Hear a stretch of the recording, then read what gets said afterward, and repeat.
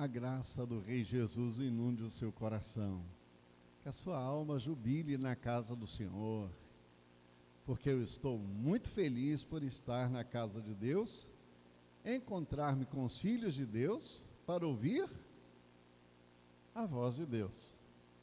Vamos orar então? Senhor, acabamos de entoar a música que retrata a situação do meu coração.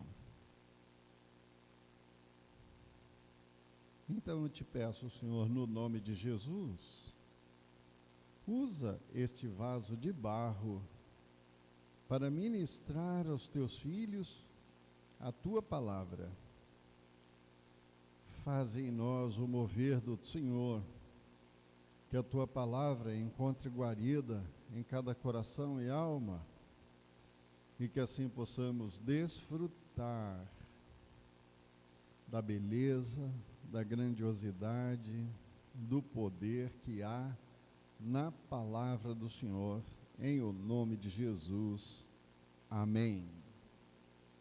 Vamos abrir a nossa Bíblia, queridos irmãos, livro do Gênesis, capítulo 33, de versos 1 a 11.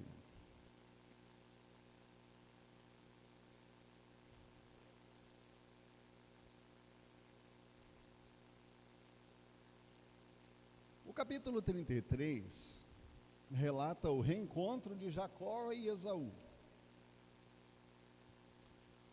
como a reconciliação que está para ocorrer 20 anos depois que Jacó fugiu da presença do seu irmão. Esse texto é comovente, descreve um encontro tenso, mas pacífico. O capítulo aborda temas como perdão, reconciliação, humildade, superação de conflitos. Vamos ler? Jacó ergueu os olhos e viu que lá estava Esaú, aproximando-se com 400 homens. Então, dividiu as crianças entre Lia, Raquel e suas 2 servas. Colocou as servas e seus filhos na frente, Lia e seus filhos depois, Raquel e José por último. Ele mesmo passou à frente deles e curvou-se até o chão 7 vezes, até se aproximar de seu irmão. Esaú correu ao encontro de Jacó, agarrou-lhe o pescoço, o abraçou e o beijou. Ambos choraram. Então Esaú ergueu os olhos e, ao ver as mulheres e as crianças, perguntou: quem são estes que estão com você? Jacó respondeu: são os filhos com os quais Deus agraciou o teu servo.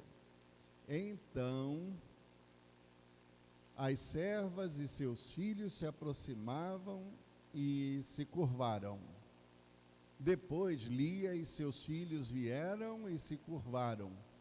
Por último chegaram José e Raquel, e também se curvaram. Esaú perguntou: o que você pretende com todos os rebanhos que encontrei pelo caminho?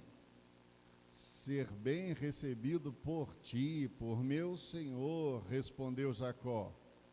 Esaú, porém, disse: eu já tenho muito, meu irmão, guarde para você o que é seu. Jacó insistiu: não, se ganhei a tua confiança, aceita este presente da minha parte, porque vi a tua face como quem vê a face de Deus, já que me aceitastes bem. Recebe, portanto, a bênção que te foi trazida, pois Deus tem me agraciado, e eu já tenho tudo o que necessito. Jacó insistiu tanto que Esaú acabou aceitando. Meus queridos irmãos, este texto do capítulo 33, ele termina aqui, com a reconciliação. Mas o problema começa lá no capítulo 25, com o nascimento dos dois. Depois se desenrola com uma situação complicadíssima, quando Esaú sai para caçar, dois irmãos diferentes, né? Um gosta de costurar, é um costureiro, ele faz tendas. O outro é alpinista e gosta de caçar. Dois irmãos gêmeos iguaizinhos, não é isso? Até os desejos são iguais, não é isso? São gêmeos só de nascimento, porque os desejos são completamente diferentes. Jacó, por gostar de costurar, ficou mais em casa. Então é o filhinho da mamãe. Para tudo ele é o filhinho da mamãe. E grudou, vai dormir. Esaú, por sua vez, é o filho do papai. É o cara da caça. É o cara que sai para buscar, que vai lá e que traz no braço, traz no laço.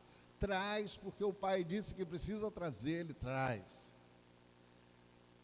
Uma casa dividida, desde muito jovens. Na sua família não é assim, graças a Deus.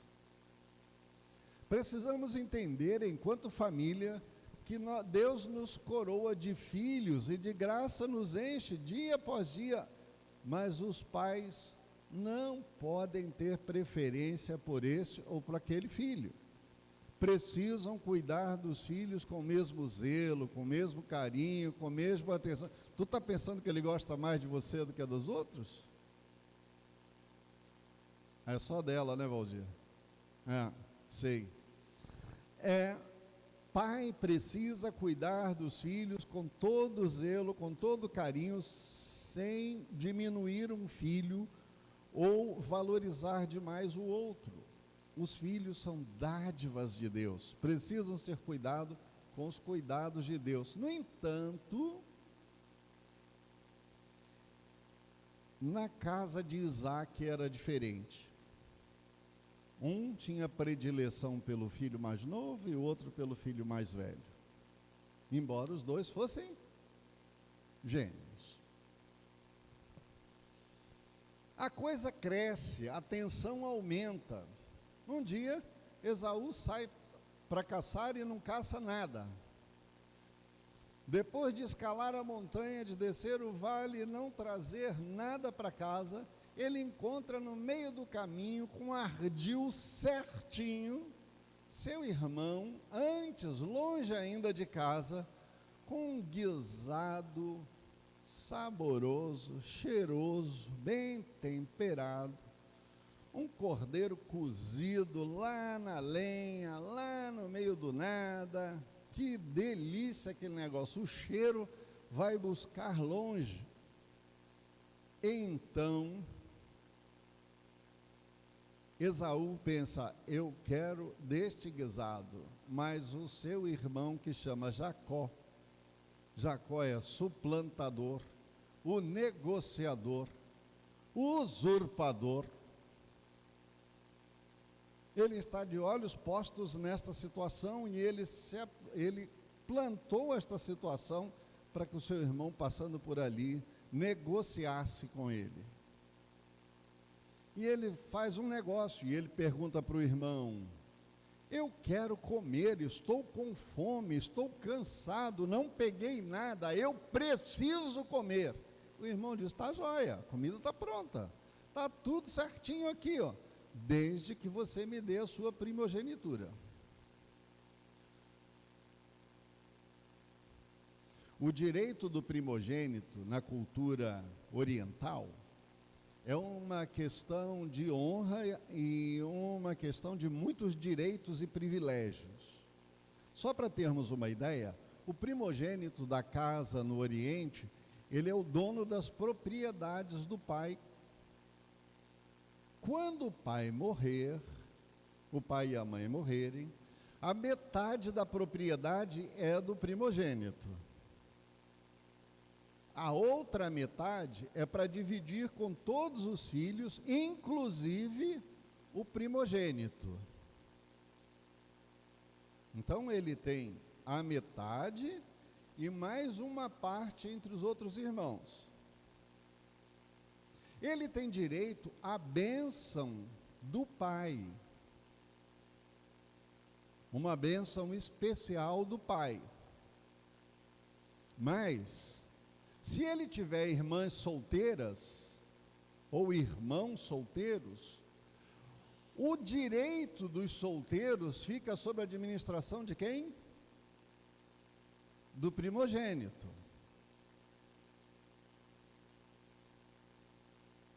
Você trocaria a sua primogenitura por um prato de comida? Mas a conversa de Esaú é assim: de que me adianta a primogenitura daqui a 40 ou a 50 anos, se eu estou morrendo de fome? Me dá para cá esse prato de comida, e a primogenitura é tua. O suplantador, o negociante, rapidamente fechou o negócio. Está tudo certo. Passa o tempo, o pai fica bem velhinho, a situação vai ficando muito complicada para o pai chama o filho mais velho, o queridinho, diz para ele: filho, vai lá, caça um veado e traz para mim, cozido, assim, assim, assim, assim, assim, porque eu quero comer e depois eu vou te abençoar. A mãe, que tem um outro filho queridinho, está dali de trás da cortina ouvindo tudo, não tinha parede, né, gente, como nós temos hoje. A tenda era de lona ou de linhão, legal. O filho mais velho saiu para caçar, pegou o arco e disse: é hoje que eu recebo a bênção. É hoje que eu vou receber todos os meus direitos. O filho sai para caçar, a mãe chama o filho mais novo e diz assim: corre lá no pasto, pega um cabrito gordo, traze ele aqui rapidamente, vamos ferver, vamos dar para o seu pai, porque é assim, assim, assim, assim. Pega a túnica do seu irmão, agora que está tudo pronto, veste a capa do seu irmão e entra na presença do seu pai e apresenta o guisado que ele gosta. Ele entrou, foi lá, apresentou. O pai, que não é bobo, ouviu a voz. Mas é Esaú mesmo? É claro, pai, sou eu. A voz é diferente. Chega aqui perto, meu filho. Esaú era peludo, e ele chega, encosta, o pai passa a mão e diz assim: a pele é de Esaú, mas a voz é de Jacó. Não, pai, sou eu. Acabou de comer, o pai chama o filho e dá a bênção.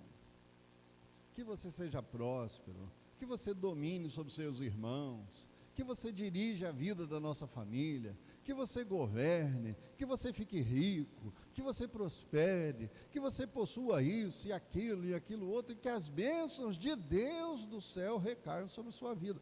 Beleza. Ele acabou de sair de lá, recolheu as panelas rapidinho com a mãe. Quem chega? O filho mais velho. E ele chora.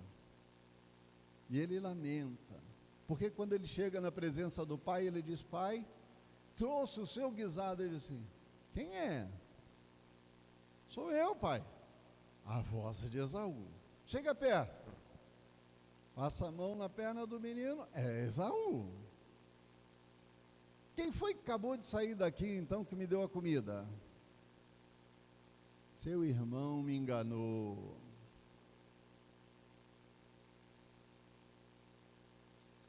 Qual é a resposta de Esaú imediatamente?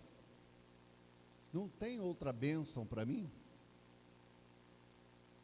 E aí Deus abençoa, Isaac abençoa com a bênção de Deus a Esaú, dizendo que ele vai ser próspero, mas ele não vai governar sobre seu irmão.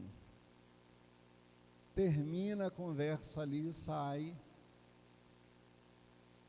Esaú fica marcando a oportunidade e mandou avisar o irmão: tão logo meu pai morra, você vai morrer também. O que você fez, não se faz. Mas para aí. Esaú tinha trocado a primogenitura por um prato de lentilhas? De quem era então o direito da bênção agora? De Esaú ou de Jacó? De Jacó. Mas situações mal resolvidas dentro das nossas famílias geram conflitos que vão trazer confusão a vida toda, a menos que alguém se quebrante, a menos que a ação de Deus tome conta da mente e coração e transforme, porque senão a família vai ficar quebrada, distanciada, ausente da graça e padecendo muitas aflições. A família de Isaac ficou quebrada. Passou o tempo e nós temos então o capítulo 33. Jacó fugiu com medo do seu irmão, foi para a casa do seu tio. Lá na casa do seu tio trabalhou, olha Deus trabalhando, irmãos, olha Deus trabalhando. Ele trabalhou 7 anos para poder casar com uma prima. No dia do casamento, cuidado com o vinho, viu gente? No vinho há confusão. No dia do casamento, o sogro encheu a cara dele de vinho, e ao invés de dar a filha mais nova, que ele queria casar, deu a filha mais velha. No dia seguinte, quando todo o bem bom já acabou, e ele então já acordou, e o porre do vinho já se foi, ele olha para o lado e diz assim: não foi com você que eu casei, foi, não foi com você, foi, e resolve o problema lá com o sogro, vai reclamar com o sogro está ótimo, então faz o seguinte, você trabalha mais 7 anos que eu te dou a outra filha, mas aqui na nossa terra, a filha mais nova não pode casar antes da filha mais velha. E ele passa a lua de mel e passa o período da lua de mel e casa com Raquel e vai trabalhar mais 7 anos para poder viver com Raquel. Quantas aflições nós temos e quantas dificuldades entre Lia e Raquel você lê na Bíblia. Quantas dores, quantas agonias podiam ter sido resolvidas por causa de problemas familiares que começaram com uma simples conversa. Jacó é preciso fugir, vai para aquela situação. Naquele período, Padã-Arã, Deus estava trabalhando o caráter de Jacó, quebrantando o seu coração, a sua ousadia. Muitas vezes ele foi enganado pelo sogro que trocou o salário dele. Veja como Deus agia. O sogro dizia: todas as ovelhas que nascerem rajadas ou pintadas serão suas, porque numa criação de ovelhas, normalmente as ovelhas são brancas ou são cinzas, azuladas, um tanto azuladas. Ele começa então a ver que as ovelhas começam a nascer malhadas, e nasce ovelha malhada à beça. Então o sogro vem e troca o salário dele, e diz: não, faz o seguinte, o seu salário são as ovelhas brancas.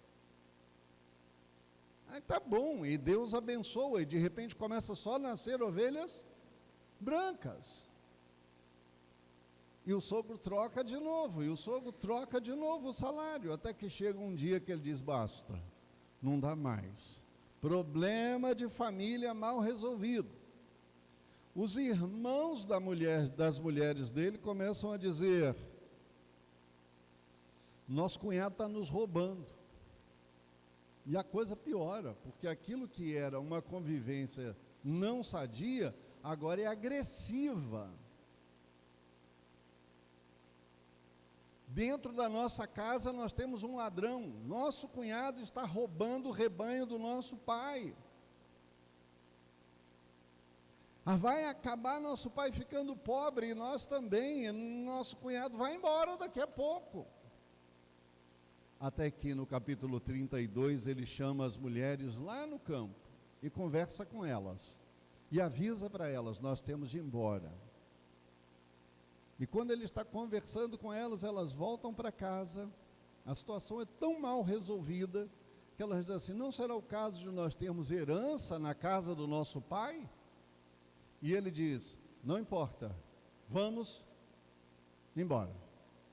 E elas entendem que o pai, na verdade, não ia dar herança para elas. Jacó está preparando para ir embora, Deus lhe aparece. O Deus que ele havia encontrado lá em Betel agora aparece e diz para ele: volta para sua terra, volta para sua casa. Ele tem um problema: lá na minha casa tem meu irmão me esperando para me matar, porque lá também a coisa está mal resolvida. Eu não posso ficar aqui porque os meus cunhados querem o meu fígado, mas eu não posso voltar para lá porque o meu irmão quer a minha cabeça.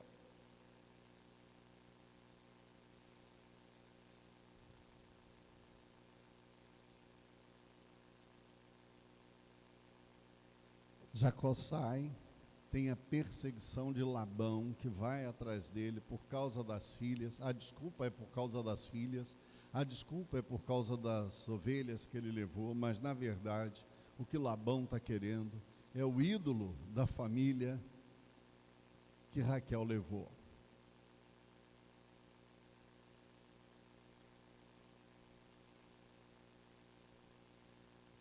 O capítulo 33 começa com meio desta aflição.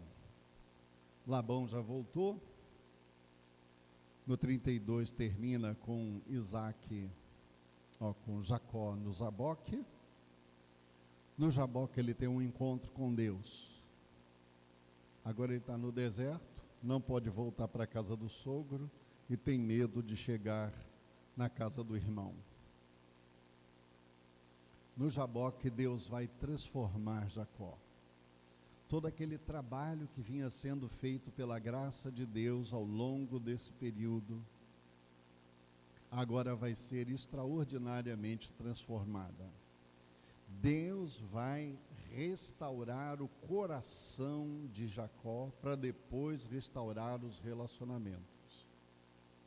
Jacó acha que ele é o suplantador, que ele resolve tudo com uma boa conversa, que ele resolve tudo negociando com as pessoas. Então ele entra no vale de Jaboque e a sua aflição é tão grande porque agora ele está se aproximando da casa do irmão e ele fica sabendo que estão vindo, o seu irmão está vindo com 400 homens. Aí o que é que você imagina?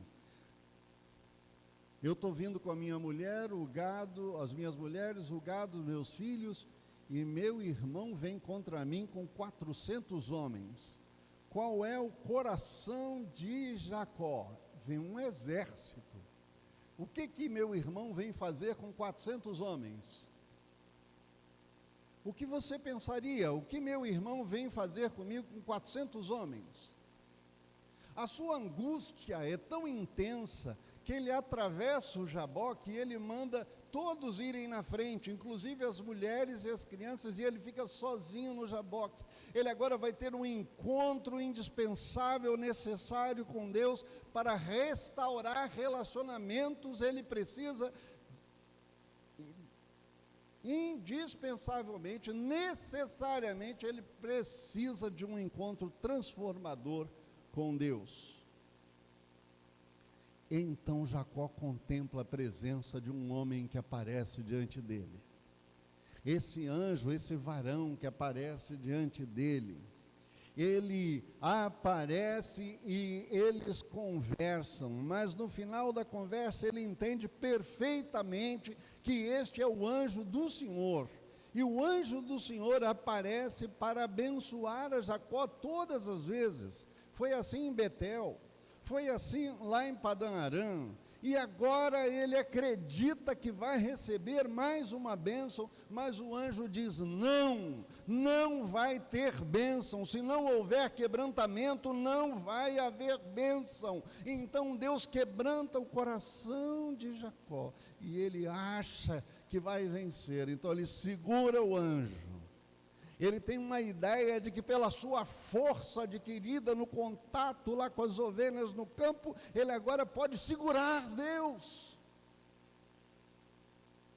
E nesse seu desejo de segurar a sua ânsia da alma, eu quero uma bênção, mas Deus diz: não, agora vai haver quebrantamento.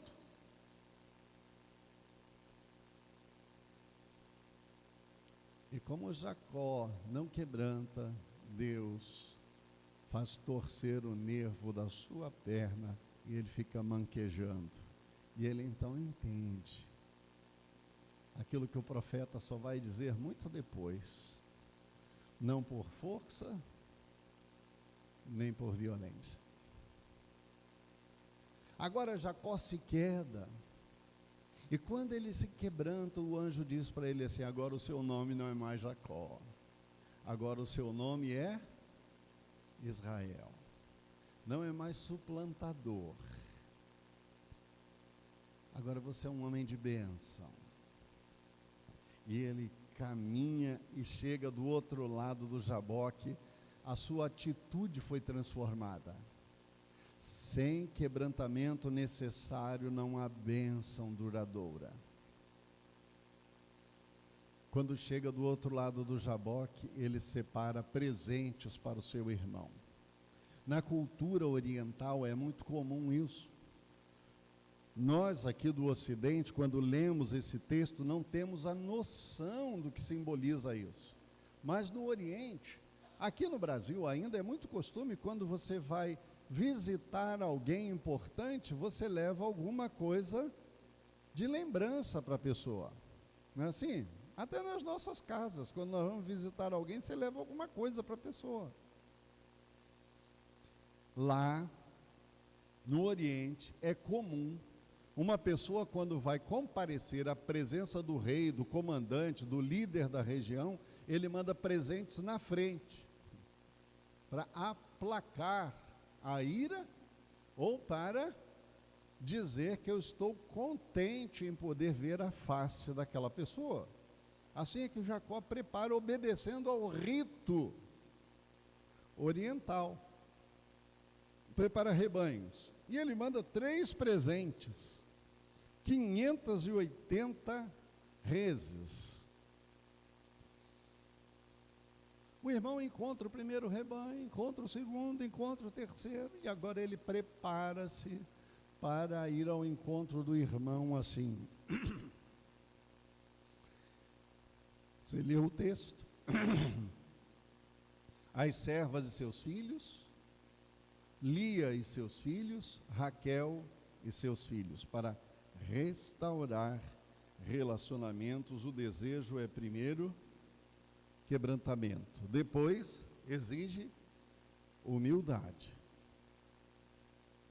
Exige humildade. Ele próprio então se adianta e vai na frente das mulheres.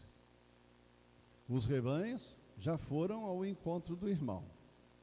Ele se adianta e vai à frente das mulheres. Quando ele vê aproximar o irmão, e lá vem o irmão com 400 homens, ele se ajoelha. E esse era outro costume oriental. Recentemente, conversando com o reverendo Exidó Pereira dos Santos, o reverendo Exidó foi perito em pintura naval e correu o mundo inteiro, e ele disse que quando chegou no Japão, ele achou muito difícil a cultura, porque o chefe de pinturas chegou para ele e, ao se aproximar, tomou a atitude de: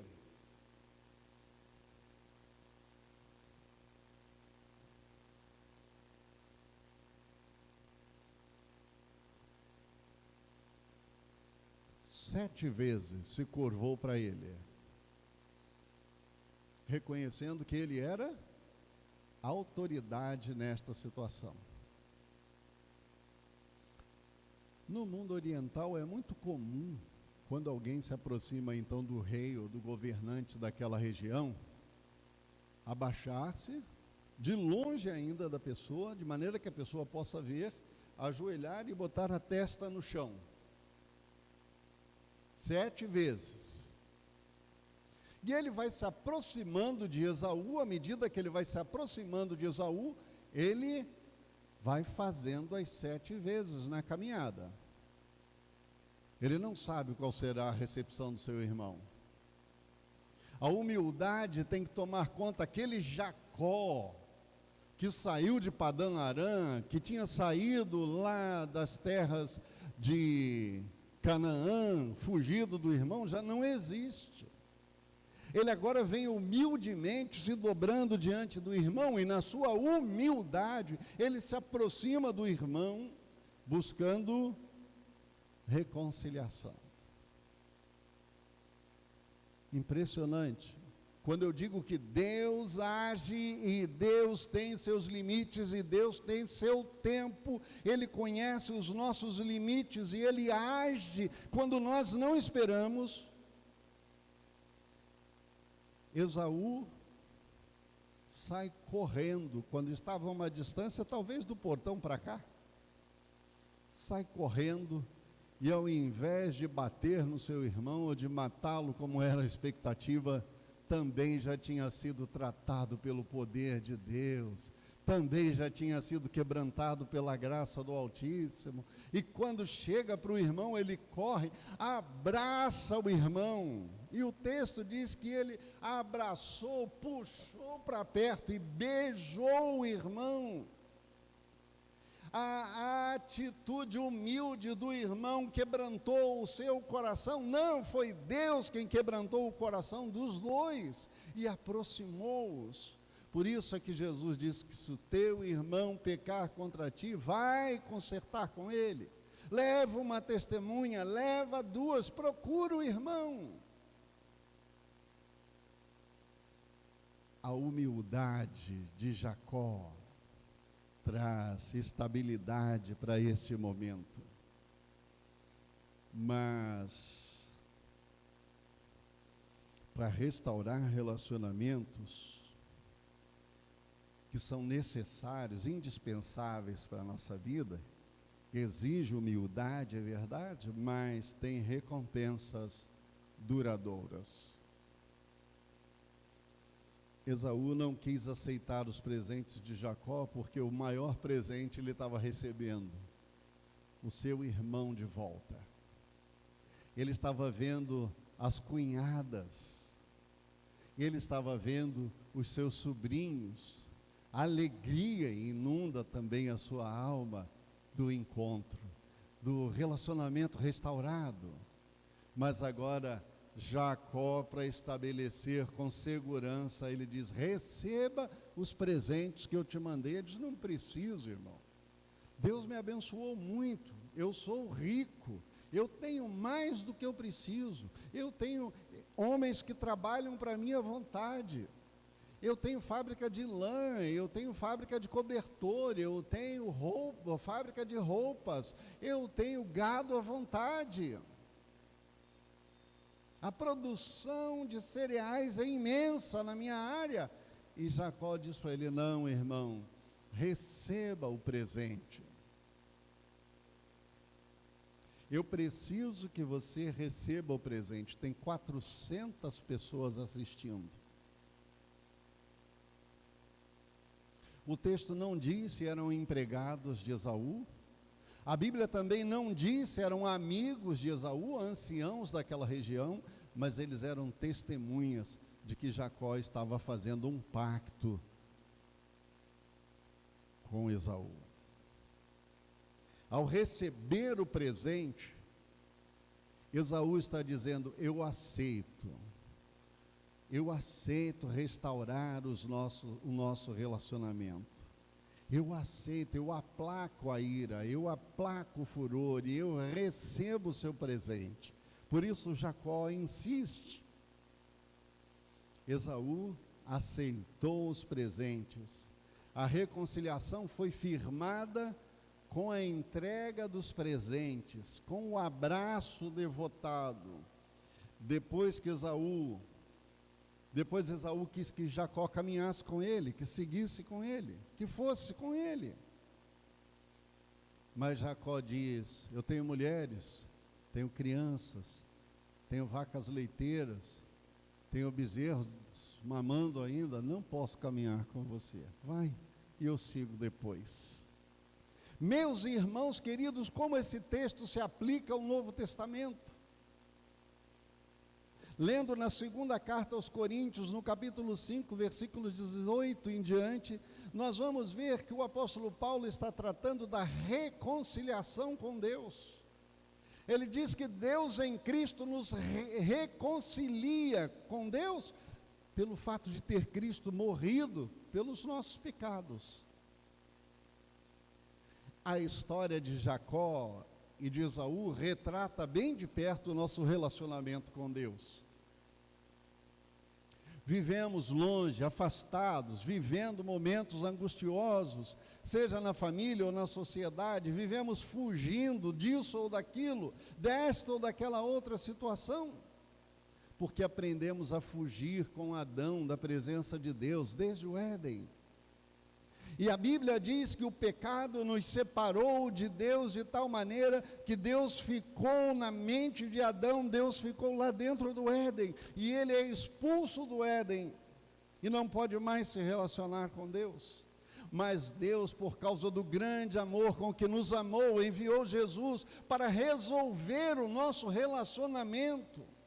E não apenas resolver o nosso relacionamento com Deus, que o apóstolo Paulo escreve aos Romanos no capítulo 5, versículo 1. Deus resolve o nosso problema com Deus, consigo mesmo, pelo fato de ter Cristo morrido por nós. Deus reconcilia-nos com Ele pelo fato de Jesus ter morrido pelos nossos pecados. A reconciliação com Deus é necessária e é urgente, porque quem anda em pecado nunca verá a face de Deus e nunca terá o favor de Deus. A reconciliação exige humildade. Jesus foi humilde até a morte de cruz. E ao morrer na cruz levou sobre si o castigo de todos nós. A morte de Jesus foi a entrega do Cordeiro de Deus que morre pelos nossos pecados para nos aproximar de Deus e derramar paz sobre nós e nos dar paz e segurança. Para restaurar relacionamentos, temos de ouvir a Deus nos chamando. Temos que obedecer à voz de Deus.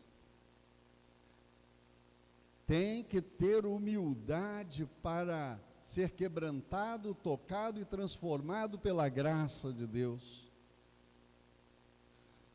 Tem que haver um resgate.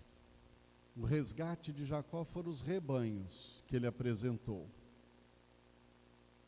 Foi o selo do resgate do relacionamento. Mas o resgate gera segurança, estabilidade e recompensas duradouras. Assim foi entre Jacó e Esaú. Assim é com aquele que recebe a Jesus como seu Salvador. Ainda hoje, porque pode ter paz com Deus e bênção com a família. Qual é o seu problema com a sua família? Quem está mal com você na sua família? Com quem você não fala? Com quem você fala atravessado? Hoje é dia de restaurar isto. Hoje é dia de clamar a Deus e de pedir a Deus: Senhor, restaura a minha vida. Eu não quero uma bênção, Senhor, eu quero restaurar os meus relacionamentos. Eu quero que o meu relacionamento com aquela pessoa, Senhor, seja restaurado, porque eu quero viver em plenitude. Eu quero que a minha família experimente graça abundante. Pode ser lá no seu trabalho, lá na sua escola, por onde você anda, com quem que você precisa consertar. Conserte a sua vida. Deus está nos convidando para consertar nossos relacionamentos, porque no céu não entra pecado. Porque no céu não entra tristeza nem dor. E aí, eu tomei da cantora Cristiane Goulart, que gravou lá nos anos 80 ou antes, uma música que foi um frenesi nas rádios. A poesia diz assim: há momentos que as palavras não resolvem, mas o gesto de Jesus na cruz demonstra amor por nós. Foi no Calvário que ele, sem falar, mostrou ao mundo inteiro o que é amar. Aqui no mundo, as desilusões são tantas, mas existe uma esperança: breve Jesus vai voltar. Foi no Calvário que ele, sem falar, mostrou ao mundo inteiro o que é amar, restaurando relacionamentos, só pelo mover de Deus, porque é necessário para mim e para você. Não dá para viver atravessado. Exige humildade,